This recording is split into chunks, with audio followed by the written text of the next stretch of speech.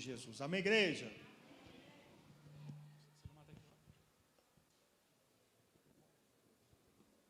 Meus irmãos, a paz do Senhor, tudo bem? Como estão os senhores? Espero que estejam bem. Irmãos, no final tudo costuma dar certo. Se não está dando certo ainda é porque não é o final, tá bom? Quantos trouxeram a Bíblia? Vamos lê-la? Quero convidar os irmãos a abrir a Bíblia, Mateus capítulo 15, o versículo de número 21 ao versículo de número 27. Eu quero falar sobre princípios para um milagre. Quantos irmãos estão procurando? Estou muito feliz com a oportunidade de estar vendo nosso pastor Celeomar Gouveia. Deus o abençoe poderosamente, revendo a Celine, revendo toda essa igreja ungida, abençoada, escolhida por Deus. Amém? Fico muito feliz com a oportunidade de estar entre os senhores, acredite. Estou muito feliz mesmo, não é formalidade não, tá bom? Mateus capítulo 15, a partir do verso 21, a Bíblia diz assim: E partindo Jesus dali, foi para as partes de Tiro e de Sidom. E eis que uma mulher cananeia, que sairia daquelas cercanias, clamou dizendo: Senhor, filho de Davi, tem misericórdia de mim, que a minha filha está miseravelmente endemoniada. Mas ele não lhe respondeu palavra. E os seus discípulos, chegando ao pé dele, rogaram-lhe, dizendo: Despede-a, que vem gritando atrás de nós. E ele respondendo disse: Eu não fui enviado, senão as ovelhas perdidas da casa de Israel. Então chegou ela e adorou-o, dizendo: Senhor, socorre-me. Ele, porém, respondendo, disse: Não é bom pegar o pão dos filhos e deitá-lo aos cachorrinhos. E ela disse: Sim, Senhor, mas também os cachorrinhos comem das migalhas que caem da mesa dos seus senhores. Podem se sentar.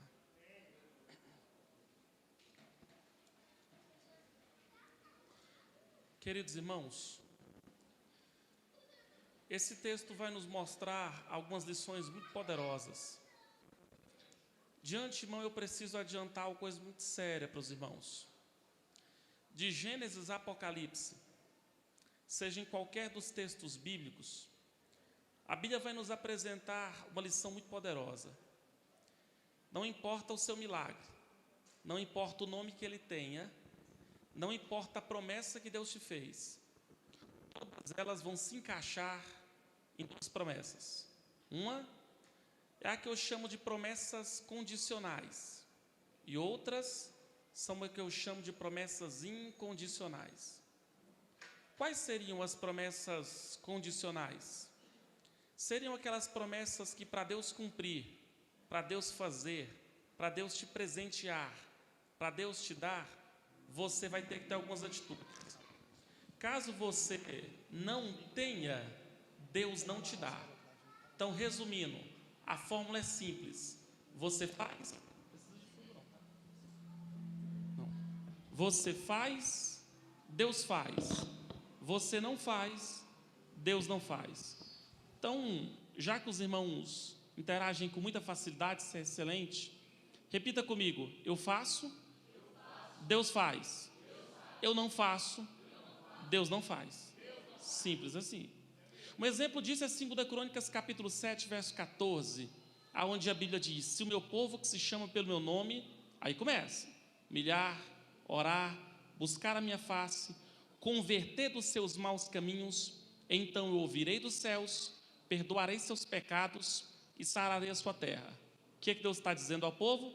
Que se não tiver oração, conversão, arrependimento, não tem oração ouvida, não tem terra sarada e não tem pecado perdoado. Por quê?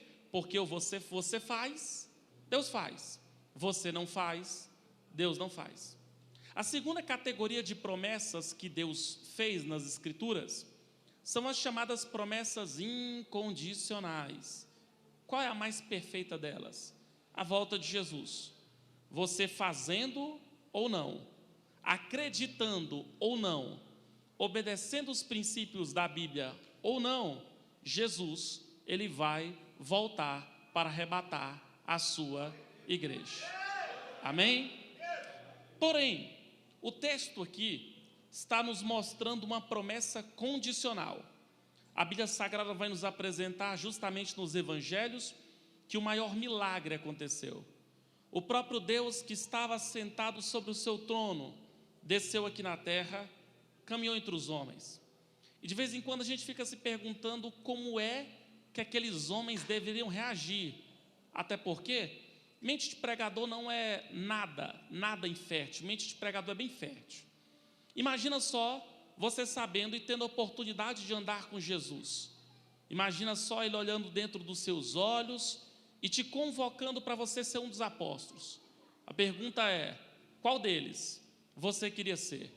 O que eu quero que você entenda é que, sem sombra de dúvidas, você ia ver coisas, acredite, que não é normal aos olhos dos homens. Você ia sentir, ouvir e percepcionar as frases e a doutrina que Cristo emitiu. Imagina só, você sendo um daqueles que ele olha para dentro de você, que ele olha dentro dos seus olhos e ordena que você entre para dentro de um barco. Imagine você está dentro de um barco e lá pelas altas madrugadas, você percebe que o vento e o mar está açoitando o barco que você está. Você entra em estado de desespero e aí você procura Jesus e você o encontra dormindo. E aí você faz aquela pergunta que qualquer um de nós faríamos: Senhor, nós estamos perecendo e o Senhor não vai fazer nada. E o que acontece? Ele se levanta uma vez mais, com aquela calma, com aquela tranquilidade, vai para a ponta do barco, ele estende a mão direita, ele estende a mão esquerda, e ali nós temos um texto raríssimo da Bíblia. Poucas vezes nós vimos o Deus conversar com os elementos da natureza. Ele não conversa com demônios, ali ele não conversa com os anjos, ele não conversa com qualquer um da sua criatura, mas ele vai conversar especificamente com os elementos da natureza, dizendo: vento, mar, é uma ordem, aquieta-te. E é simples assim, ó. Eles se curvam. Imagina só você observando isso. Certamente você faria a pergunta que os apóstolos fizeram: quem é esse que até o vento e até o mar lhe obedecem? Ele esteve na terra, e ele estando na terra, a Bíblia vai nos inaugurar a história dessa mulher. A Bíblia diz que onde ele estava, ele parte e vai para os rumos das cidades de Tiro e de Sidom. Pois bem, Jesus provavelmente caminhando 43 quilômetros, a Bíblia Sagrada vai dizer que do nada vai sair uma mulher cananeia. E se ela era cananeia, ela vinha de Canaã. E se você observar as páginas do Antigo Testamento, Canaã era a terra que Deus havia prometido ao seu povo. Mas não se esqueça que quando Deus promete a terra ao seu povo, a terra era maldita. Em Números 13, verso 31 a 33, vai dizer que a terra estava tomada por gigantes. O povo era idólatra, homicida por natureza. O povo simplesmente era estranho e praticava crimes, eram guiados pelos desejos da sua carne. É desse lugar que essa mulher, ela sai. E a Bíblia diz que ela sai dali. E mesmo assim, o texto vai dizer que ela se aproxima de Jesus, e Jesus começa a dar uma espécie de uma lacuna aberta para um possível diálogo. Isso parece a minha história e a sua história, que saímos de um lugar de trevas, que saímos de um lugar maldito, que saímos de um lugar que, segundo Paulo em Efésios 2, do verso 1 ao 3, vai dizer que nós andávamos guiados pelos desejos da nossa carne, mas mesmo assim, num maravilhoso ato de amor, a Bíblia Sagrada diz que Deus demonstrou a sua graça até nós, através da pessoa de Jesus Cristo de Nazaré da Galileia. Santo Agostinho chegou a dizer que graça é a ação de Deus em recrutar pecadores da sua maravilhosa luz. Eu estive no Maranhão esse final de semana e eu falei algo que eu preciso dizer aqui. você vai perceber que na ótica bíblica não foi Saulo quem foi atrás de Jesus, mas foi Jesus quem foi atrás de Saulo. Sabe por quê? Porque a nossa carne nunca quis, a sua carne não quer, e a sua carne jamais vai querer as coisas de Deus. Então a pergunta é: por que é que eu estou dentro de uma igreja bela? Por que que eu estou adorando um Deus poderoso, levando em conta que a minha carne não quer? Resposta: porque a graça de Deus resolveu te alcançar. E eu me lembro de uma frase de M. Baldes, quando ele vai dizer que graça era o alguém que veio aqui na terra, se fez ninguém e pegou ninguém que nós éramos e transformou para alguém da sua glória. Jesus era o alguém que veio aqui na terra, se fez ninguém e pegou ninguém que todos nós éramos e está todos os dias transformando para o louvor e para a glória do seu santo nome. Então aprende o que o Titi Starley vai te ensinar agora. Não abra a boca para dizer que o melhor de Deus está por vir. Sabe por quê? O melhor de Deus já veio na cruz do Calvário através de Jesus Cristo para o louvor e para a glória de Deus. Amém? Amém? Amém? Pois bem, essa mulher vai sair de uma terra maldita. E a Bíblia diz que ela chegou clamando, dizendo: Senhor, filho de Davi, tem misericórdia de mim, que a minha filha está miseravelmente endemoniada. Segunda consideração, e aqui eu começo a te explicar os princípios para viver o milagre. Essa mulher vinha de uma região onde eles praticamente adoravam os deuses da mitologia grega. Você já assistiu Poseidon? Você já assistiu, Percy Jackson? Você já assistiu Fúria de Titãs? Os que nasceram de 90 para trás, lembra da série Xena, Hércules, aqueles seriados que passavam lá. E o que eu quero que você entenda? Era aqueles deuses que essa mulher foi ensinada a adorar. Porém, a Bíblia Sagrada diz que ela saiu de onde estava. Ela estava vendo Jesus diferente de uma ótica que você vê.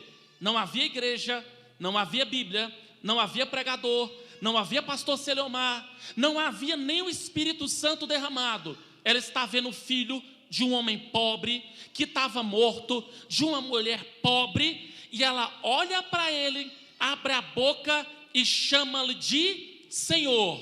Então a pergunta é: o que é que necessariamente essa mulher está fazendo? Ela está utilizando a lei do reconhecimento, reconhecendo que ela não é nada, mas que Jesus é tudo, reconhecendo que ela é criatura, mas que Ele é o Criador, reconhecendo que ela não pode nada, mas ela serve a um Jesus que pode tudo, reconhecendo que ela é limitada a tempo e espaço, mas o nosso Deus, Ele é de eternidade a eternidade, soberano, grandioso, glorioso, onipotente, onipresente, onisciente, o incomparável, o extraordinário. Escuta bem o que eu quero que você entenda: você só é um ser humano limitado a tempo e espaço. Você só é um ser humano dentro de uma igreja que está dentro de uma cidade que, com mais 245 municípios, totalizando 246, vai compor um estado, que estado com mais outros estados vão formar um país, que com outros países vão formar um continente, que com outros continentes vão formar um planeta, que com outros planetas vão formar um sistema, que com outros sistemas vão formar uma galáxia, que com outras galáxias. Segundo o telescópio Hubble da NASA, chega a 2 bilhões de galáxias. E o que eu quero que você entenda?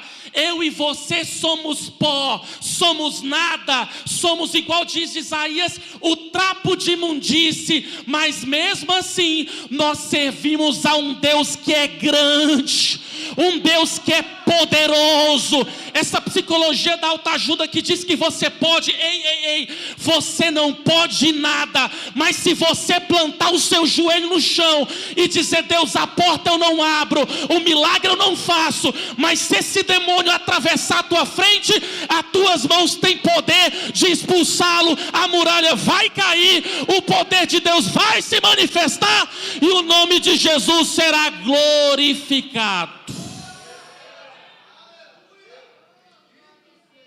Reconheça primeiramente quem você é. Quem? Nada.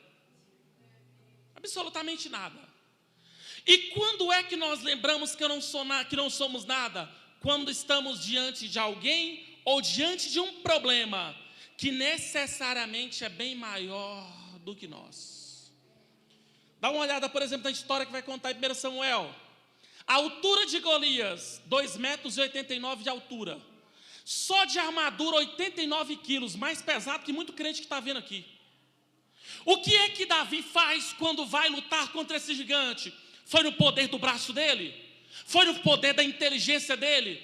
Ele vai dizer assim: tu vens contra mim com paus e pedras, eu porém vou contra ti no nome do Senhor dos exércitos. A Bíblia diz no Salmo 20, verso 7, uns confiam em carros, outros confiam em cavalos, mas nós fazemos menção do nome do Senhor, o nosso Deus. E é por isso que o Salmo 125, verso 1, vai dizer que os que confiam no Senhor serão como os montes de Sião, que não se abala, mas permanece firme para todo o sempre. Reconheça a sua pequenez diante de Deus, que você pode ter certeza, o teu milagre virá para o louvor e para a glória do nome dele. Segundo princípio, a Bíblia diz que essa mulher chega diante de Jesus primeiro se humilhando, e o texto vai dizer exatamente assim, que ela explica o que está acontecendo.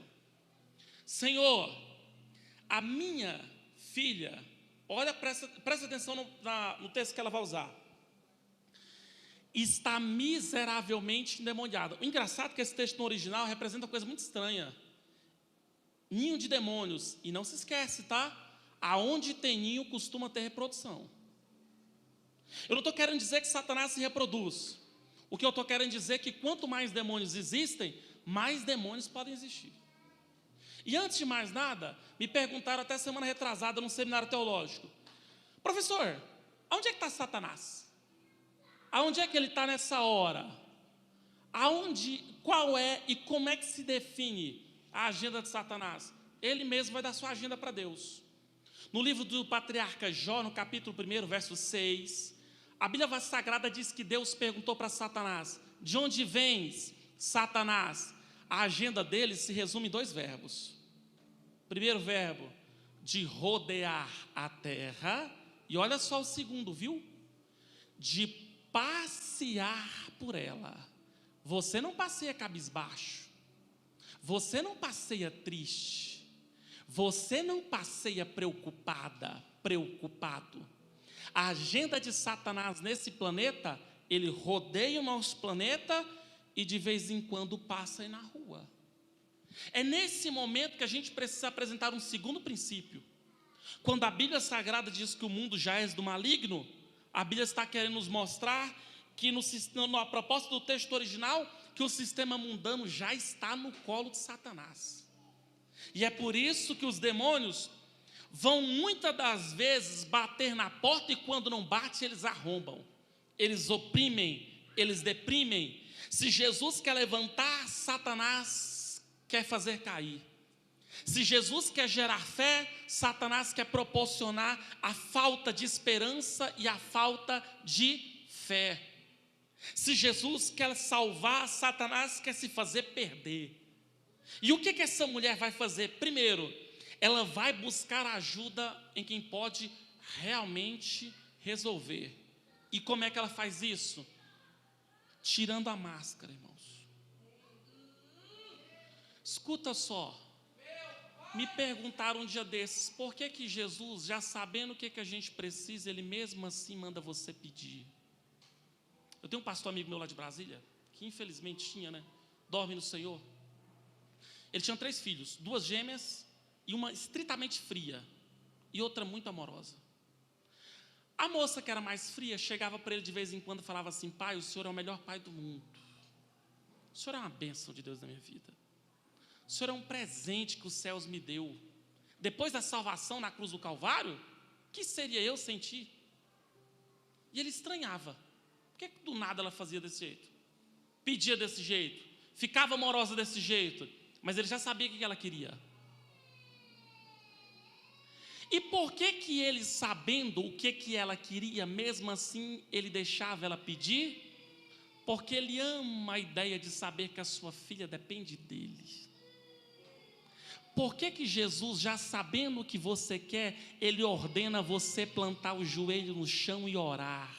Resposta: porque Jesus ama, Jesus se alegra, Jesus fica estritamente feliz quando você dobra o seu joelho e, ainda que seja em lágrimas, em gemidos, em oração, você diz para Ele: Jesus, eu não estou aguentando mais essa situação, ou o Senhor faz ou faço eu, ou o Senhor abre a porta, eu vou bater nela, chutar até essa porta cair no chão. O que eu quero que você entenda? Quando você dobra os seus joelhos no chão, quando você derrama lágrimas no chão, retira a máscara e fala para Ele de uma vez por todas que tem alguém endemoniado dentro da sua casa. Fala para Ele que você não está suportando essa situação no seu trabalho.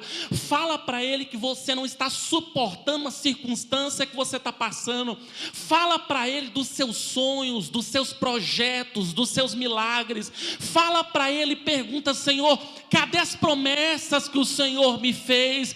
Fala para Ele, diz aonde você quer chegar, aonde você quer que tua loja chegue, aonde você espera chegar para o louvor e para a glória do nome dEle. Fala para Ele o lugar que você quer ir, o lugar que você não quer ir, as coisas que você anda ouvindo, que não anda gostando, as pessoas que você não ama, tem que tolerar. O que eu estou querendo dizer para você é o seguinte: seja sincera e sincero para Deus, porque escuta o que eu vou te dizer. Diz para Ele que você não está aguentando mais, e no tempo certo a Bíblia diz que o Senhor dará ordem aos teus anjos para que te sustentem e que te guarde em todo o teu caminho. Eu recebo a autoridade de Deus para falar para você: confessa para Deus e Ele vai proporcionar dias melhores para a tua vida. Depois, a Bíblia Sagrada, vamos correr, diz que mesmo, olha só, diz que mesmo ela reconhecendo quem Ele é e sabendo quem ela é, mesmo ela sendo sincera, a Bíblia diz exatamente o que Jesus está fazendo com você. Ele não respondeu palavra nenhuma, nada. Aí fica a pergunta que não quer calar, é a pergunta do milhão: o que é melhor, ou o que é pior? Vamos para o que é pior: ou Deus não falar, ou Deus não agir. Sabe por que eu falo isso? Você está desesperado atrás de um milagre. Aí o profeta vem aqui, ora, Deus usa para falar com ciclano, com beltrano, quando chega na sua cabeça, você já viu que ele pula? Você vai perceber que todo mundo diz que Deus fala com todo mundo, mas Deus não fala com você. Deus não dá uma direção para você, Deus não dá uma instrução para você, Deus não dá uma orientação a você. E o que é que você faz? Vai pedir orientação dos outros. A Bíblia diz que Jesus, vendo e sabendo daquela circunstância, sabe o que ele responde para a mulher? Nada.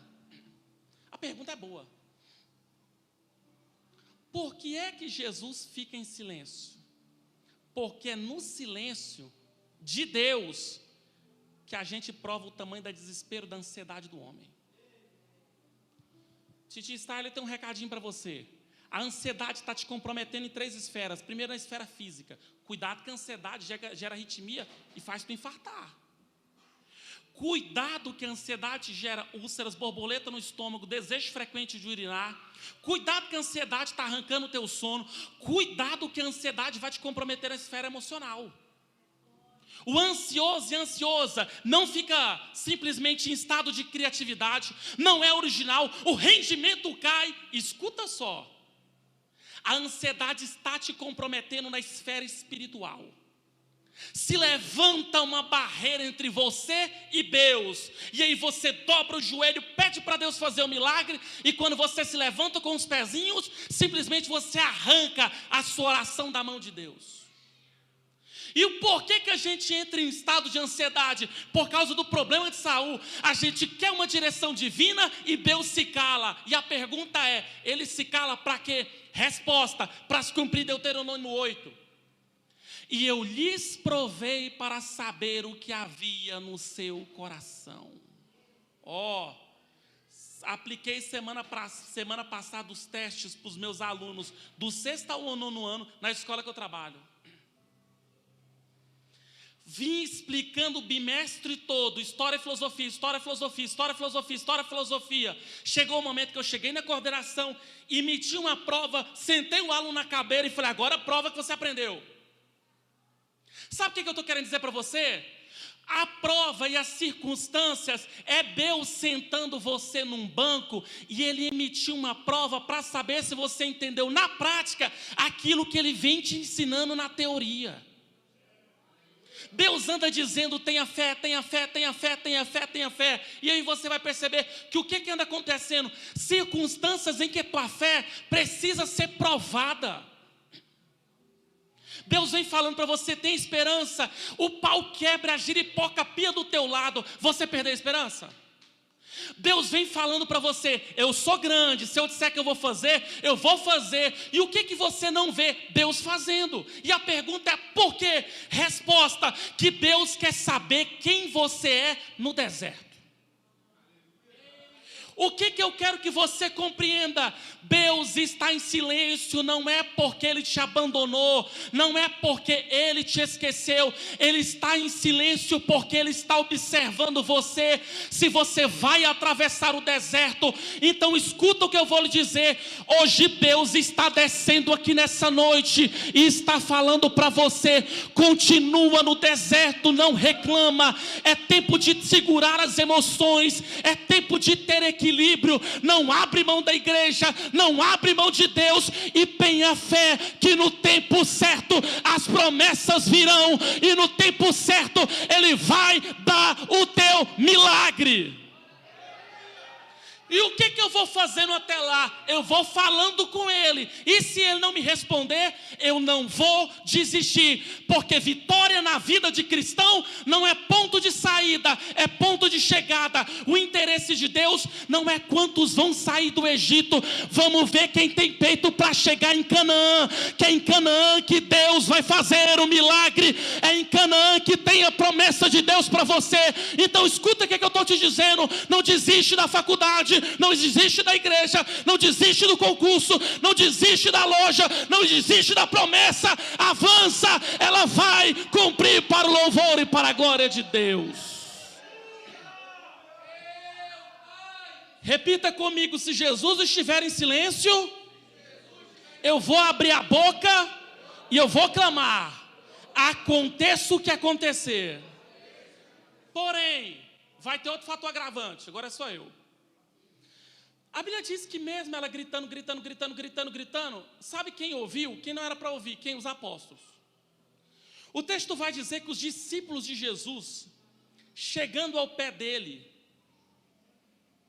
rogaram-lhe dizendo, Jesus, olha a ideia brilhante dos apóstolos, homens escolhidos por Jesus, selecionados por Jesus, vocacionados por Jesus.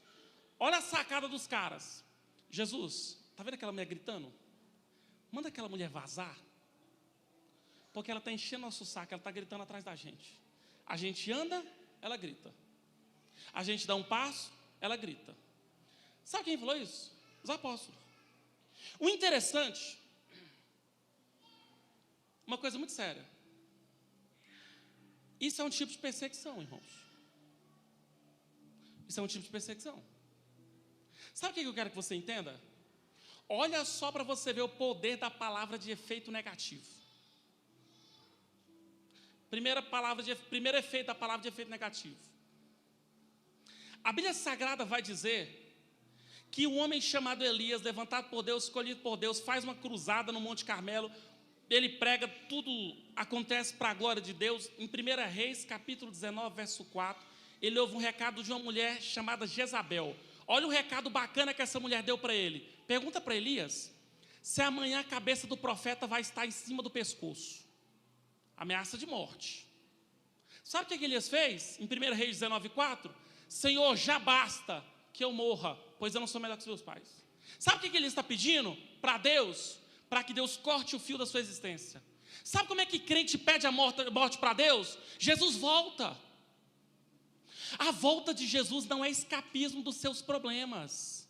Dr. John Maxwell diz uma coisa muito relevante. Ele diz que você mede o tamanho de um líder pelo tamanho dos problemas que ela enfrenta. É maior do que você, é mais poderoso do que você, mas se você conseguir derrubar esse gigante, você vai sair muito mais forte, muito mais enraizado, e você vai usar suas experiências para treinar uma galera que Deus vai levantar para o louvor e para a glória dele. Quer ver o poder de palavra de efeito negativo? Números 13, 31 a 33. A Bíblia Sagrada vai dizer que Deus ordena a Moisés. Moisés separa os 12 espias, pede para essa turma correr e a terra de Canaã. Eles vão à terra de Canaã e eles voltam. Olha só o relatório dos caras. Senhor, falando para Moisés, a terra é boa. A terra mana leite, a terra mana mel. Porém, nós vimos gigantes, os filhos de Anak. A altura dos caras, 3,89 m só de altura. Eles tinham 1 metro a mais que Golias. A Bíblia Sagrada vai dizer que eles vão dizer assim para Moisés e para quase 3 milhões de hebreus no meio do deserto. Senhor, a terra é boa, a terra mana leite e mel, só que a terra está tomada de gigante. Olha só o que o cara fala. Nós olhando para os gigantes, eles eram maiores do que nós. E eles olhando para nós, nós éramos menores do que eles. Sabe o que ele está dizendo? Nós éramos aos seus olhos como gafanhoto. Qual que é o poder da baixa autoestima? Resposta: tudo passa a ser maior do que eu e mais poderoso do que eu. Eu não sei se eu falei para vocês, mas eu tenho um dom de revelação. Vou te colocar numa situação hipotética. Digamos que teu marido faça teu enterro. Tu morre. Ficou claro? Aí digamos, só é ilusão, isso nunca vai acontecer, que teu marido casa com outra mulher. E aí você tem um aparelho de jantar que você ganhou do dia que você casou. Seu filho nasceu, o aparelho de jantar está lá. Seu filho fez 1 ano, está lá. 5 anos, está lá. 18 anos, está lá. Seu filho casou e o aparelho de jantar está lá até hoje. E aí que você está morta, lá no seio de Abraão. Seu marido casa com outra. A outra entra da sua casa, pega o seu... Mas você está na glória, o importante é isso. Pega o seu aparelho de jantar, abre o seu armário, usa as suas coisas... Pega o aparelho de jantar, leva para cima e fala assim: eita Deus, como o Senhor é bom. Além de o Senhor me dar a casa, o Senhor me deu o marido, até o aparelho de jantar Ele providenciou. E conta isso para as irmãs da oração. Olha a pergunta que o Titi Style vai te fazer. Se fosse uma princesa ou uma rainha morando dentro da tua casa, você acha que ela ia ter dó de usar esse aparelho de jantar? Sabe o que eu estou querendo dizer para você? Nós estamos com uma geração de crentes espiritualmente fortes. Eles oram, jejuam, eles lêem Bíblia, mas emocionalmente fracos. É por isso que eles gritam à toa, desesperam à toa, entristecem à toa. Sabe o que eu quero que você compreenda aqui nessa noite? Cuidado com palavras de efeito negativo, porque a melhor pessoa para estar do seu lado vai ser aquela que alimenta a sua fé. Mas a pior pessoa para estar do seu lado serão aquela que alimentarão as suas dúvidas. Não coloca a tua fé em pregador, não coloca a tua fé em cantor, não coloca a tua fé no teu pai, não coloca a tua fé na tua mãe, não coloca a tua fé em ninguém aqui da terra. Sabe por quê? Porque os homens podem e vão te decepcionar. Hoje Deus está dizendo para você: quer receber o seu milagre?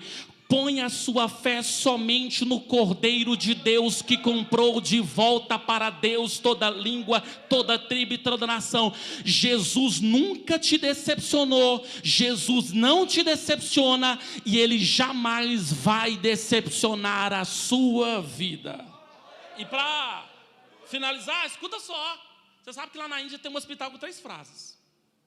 Primeira frase: aqui nesse hospital, um homem foi mordido por uma serpente, 2 pontos, provavelmente irá sobreviver. Segunda frase: aqui nesse hospital, um homem foi picado por um escorpião, 2 pontos, provavelmente irá sobreviver. Mas a terceira frase diz assim: aqui nesse hospital, um homem foi mordido por um outro homem, 2 pontos, esse com certeza vai morrer. Você sabe que tem um veneno que é pior do que o veneno de palavra, que é pior do que o veneno de serpente e escorpião? É o veneno na boca de muita pessoa, gente boa por aí. E eu vou falar para você algo que o Espírito Santo tocou para me falar quando eu estava lá do nosso pastor. Cuidado e não faça tenda no lugar da tua dor. Não pode haver cura no lugar da tua dor.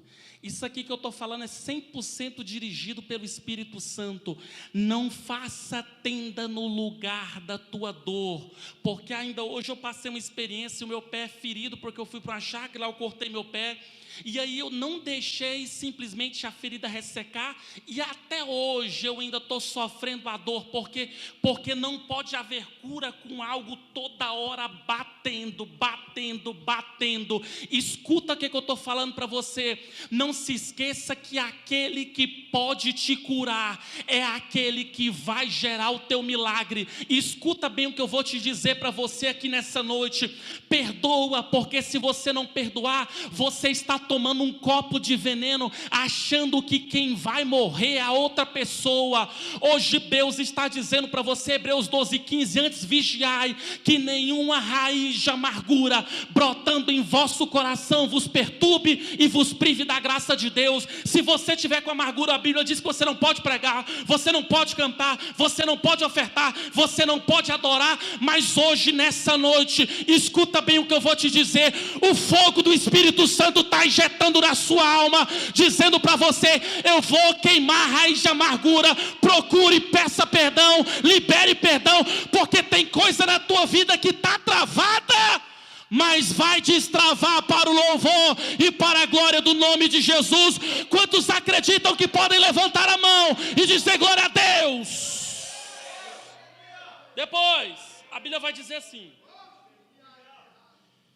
que mesmo o inteligente dos apóstolos dizendo: Senhor, joga essa mulher para trás. A Bíblia diz que Jesus fala e fala para ela ouvir. Eu não fui enviado, estão as ovelhas perdidas de Israel. Opa, primeira lição, os apóstolos disseram que essa mulher estava atormentando. Segundo, Jesus disse que ela não é prioridade, mas a grande questão é, essa mulher desistiu? Não desistiu. Eu trabalhava no colégio IP, e aí eu conheci na época ele era adolescente, já é médico, especialização e tal. Não é porque eu sou velho não, é porque eu comecei muito novinho, e ele tinha uma idade pouco distante da minha. Eu conheci 3 irmãos fantásticos. Eu perguntei exatamente para a mãe deles: qual que é o segredo de ter 3 meninos educados, cristãos? Os caras são os caras é fantástico. Número 1 que eu ensinei para esses meninos: o pau quebra, a giripoca pia, mas tudo que eles começarem, eles têm que terminar. O pequeno falava assim: quero fazer natação. Eu falei: se começar, só vai sair de lá depois que colocar nadador profissional no bolso. Está ali com 90 dias, eles diziam que não queria. Pegava eles pela cueca e jogava dentro da piscina. Sabe o que eu quero que você entenda? Sabe por que tem muita gente que não recebe milagre? Resposta: porque desiste no primeiro gigante que se encontra.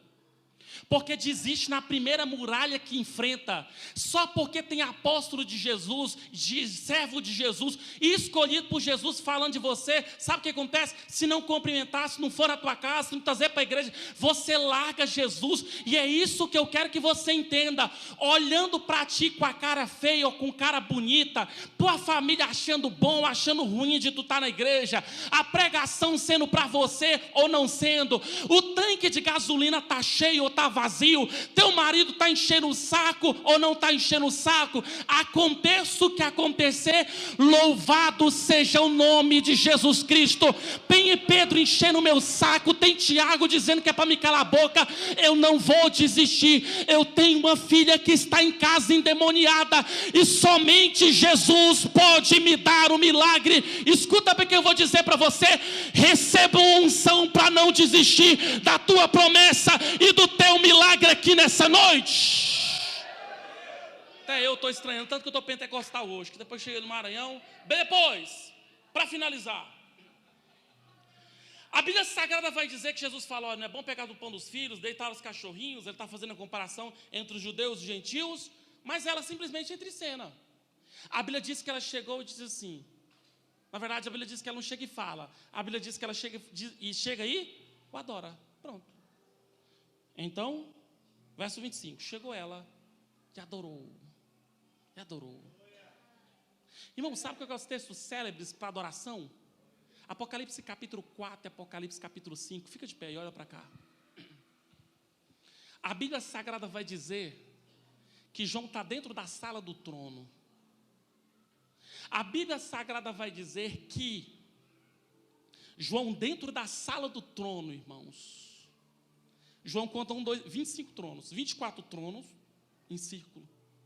Ele conta o 25º trono no meio. O trono que está sentado, que está no meio, é maior, mais forte, mais poderoso e mais belo. Porque o que está sentado sobre o trono é maior, mais forte, mais poderoso e mais belo. A Bíblia vai dizer, irmãos, que os 24 anciãos se levantam, vão se direcionando àquele que está sentado no trono. Eles retiram a sua coroa de ouro, porque perto dele ninguém é rico, perto dele ninguém é bom, perto dele ninguém é poderoso. A Bíblia diz que eles prostam juntamente com a miríade celestiais, eles cantam 24 horas por dia, dizendo toda a honra, toda a glória, todo louvor, toda a força, toda a sabedoria estão diante do Cordeiro de Deus que comprou de volta para Deus toda língua, toda tribo e toda nação. Sabe o que eu quero que você entenda? A Bíblia diz que Deus ainda procura verdadeiros adoradores que o adorem em espírito e em verdade. Então receba maturidade para você entender: se Deus fizer, eu vou adorá-lo, e se Ele não fizer, eu vou adorá-lo do mesmo jeito. Sabe por quê? Porque Deus ainda está à procura de uma igreja que o adore, não é por aquilo que Ele dá, não é para as promessas que Ele cumpre, mas o adore é por quem Ele é: um Deus grande, um Deus forte, um Deus glorioso e um Deus poderoso. E aqui eu finalizo. Jesus olha para a mulher e disse: ó mulher, grande é a tua fé. Qual é a oração que Deus ouve? É a oração que eu oro em pé, ajoelhado no monte, na igreja, de manhã, de tarde, de noite, de madrugada? Resposta: a oração que Deus ouve é a oração da fé, irmãos. Quando você